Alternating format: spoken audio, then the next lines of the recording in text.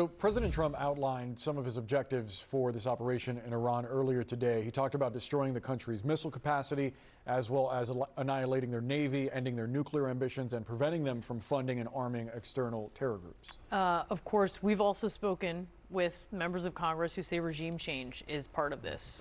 So consider that. That is not what the administration is saying. In fact, they're saying that is not what this is about. But the timetable on this operation remains unclear at this point in time. The president told our colleague Jake Tapper he thought it would be 4 weeks, but he later said the operation was ahead of schedule, but it could also go on longer. This is while Iran is warning its enemies are not going to be safe in their own homes. Let's talk about this now with CNN Global Affairs analyst Kim Dozier and former Associate Counsel to President George W. Bush, Jamil Jaffer. All right, Kim, to you, this sort of like objectives game where it seems like it's choose your own adventure, and everyone's choosing their own adventure. What are you making of it?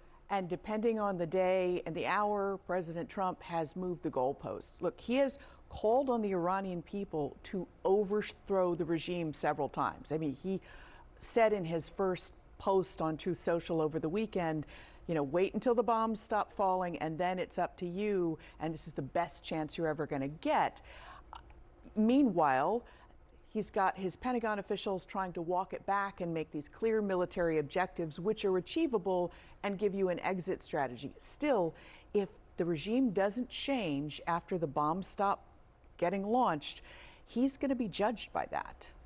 I wonder, Jamil, if you think those objectives are achievable with only airstrikes, because, for instance, if there's a lot of nuclear material in this very mountainous, huge country, some of it may just be hidden somewhere. How do you secure it without service members on the ground? Well, Boris, that's exactly it. It's going to be very hard to do that. We saw that from the air. I mean, the Iranians know what the capabilities of our massive ordnance penetrator are. They saw it in Operation Midnight Hammer. They've buried their tunnels deeper, and they've almost really got covert facilities. So there's no doubt in my mind that if not today, the Israelis will have boots on the ground.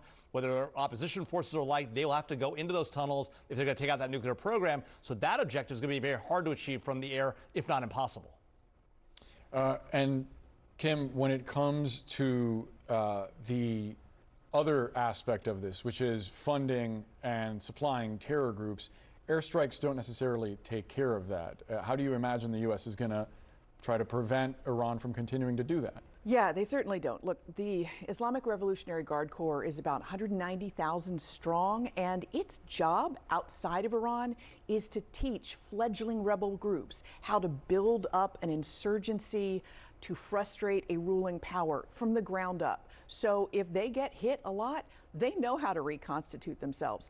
And we're already getting signs of how they planned for this, in that the Iranian foreign minister told Al Jazeera yesterday that one of the units opened fire on Amman because they're operating independently without orders from the head office. They're operating on commander's intent, just like a Western armed force would. They planned for this, they prepared, and they're going to be really, really hard to unseat. We do have some breaking news that I want to get your reaction to, which is that Israel is expecting Iran's ability to fire ballistic missiles, that will be significantly impacted here in the next 24 hours. This is according to 2 Israeli officials, as the U.S. and Israel intensify their strikes in Iran. What do you think about that, Jamil? Look, I think that's right. I mean, in part, the Israelis have already taken a significant chunk out of their ballistic missile engine capacity, right? We knew they did that early on the strikes before Operation Midnight Hammer. Now they're going after the core production facilities and the like. We know they've been getting supplies from China and elsewhere.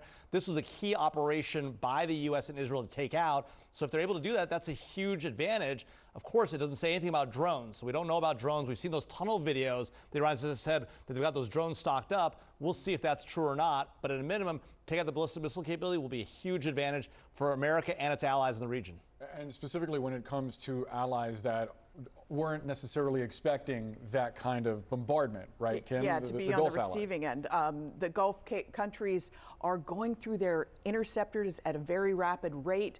So Israel and the U.S. do have to stop these falling missiles, because once the Gulf countries run out of a way to defend themselves and those missiles start hitting a bunch of targets, then they will be asking the White House, you got to stop this because our populations are now getting hit and we can't go on like this. Yeah, it changes how this war looks. Yeah. Kim, Jamil, thank you so much to both of you.